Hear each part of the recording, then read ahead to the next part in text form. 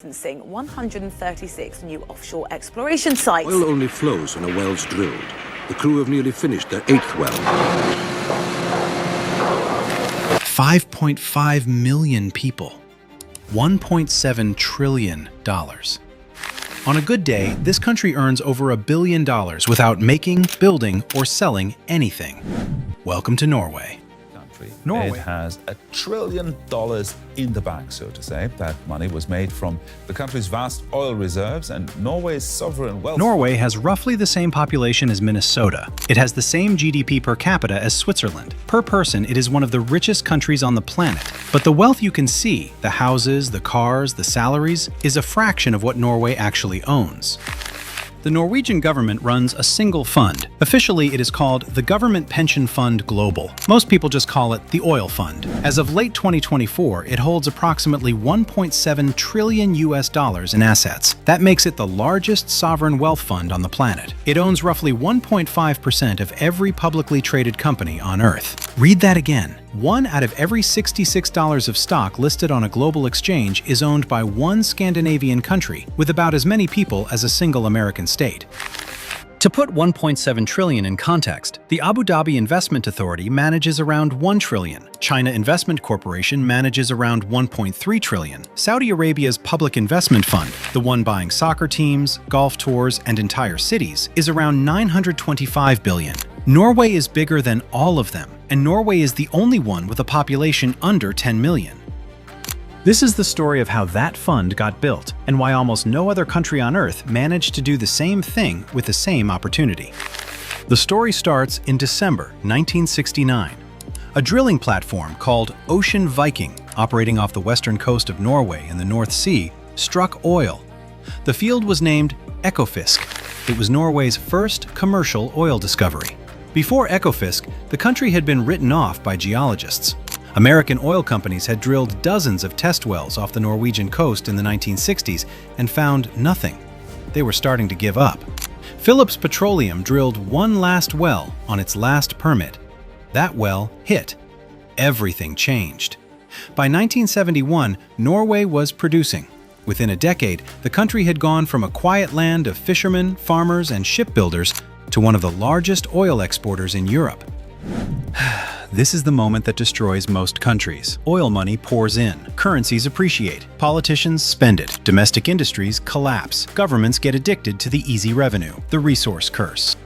Norway watched all of that and decided not to play.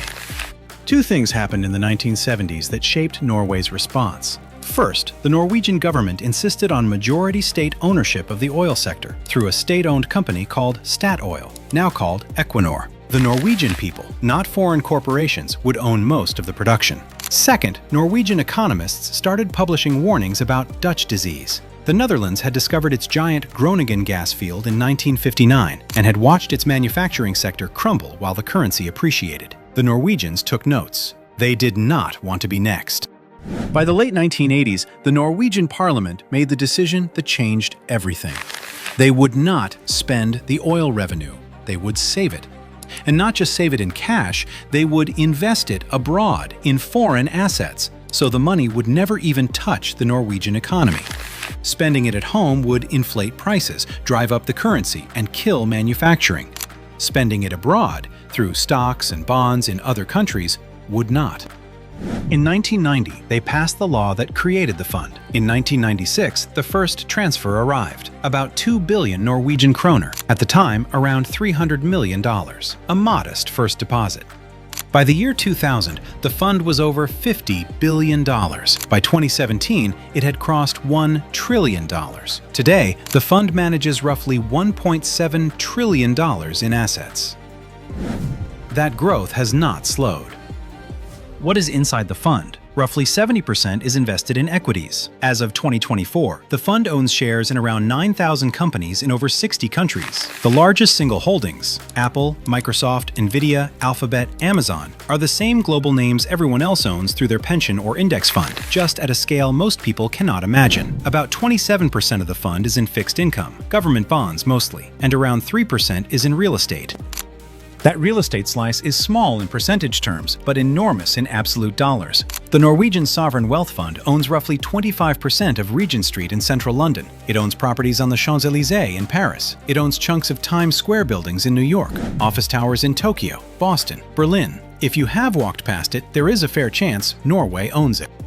And unlike almost every other sovereign wealth fund, Norway publishes everything. Every single holding the fund owns is disclosed publicly every year. You can go online right now and look up exactly how many shares of Tesla the fund holds, how many shares of Saudi Aramco, how many bonds of the Italian government. No other major sovereign wealth fund operates with this level of transparency. The Norwegians built it into the law. They also built ethics into the law. The fund maintains an exclusion list of companies it refuses to invest in. Companies involved in tobacco, in coal-heavy operations, in cluster munitions and nuclear weapons, in serious human rights violations. Walmart was excluded for years over labor practices. Several large mining companies have been excluded over environmental damage. The fund votes at over 13,000 corporate annual meetings every year, and it uses those votes to push companies on governance, climate, and pay. A pension fund for 5 million Norwegians is, quietly, one of the most influential activist investors on the planet. The whole operation is run by Norges Bank Investment Management, out of a single office in Oslo with about 700 employees. The current CEO is Nicolai Tangen, a former hedge fund manager who reportedly took the job for a fraction of his old salary.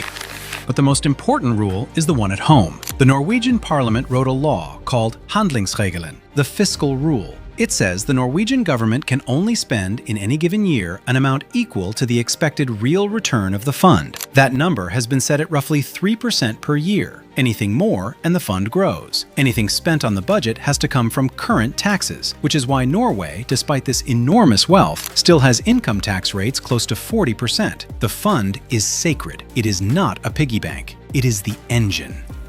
Now do the math.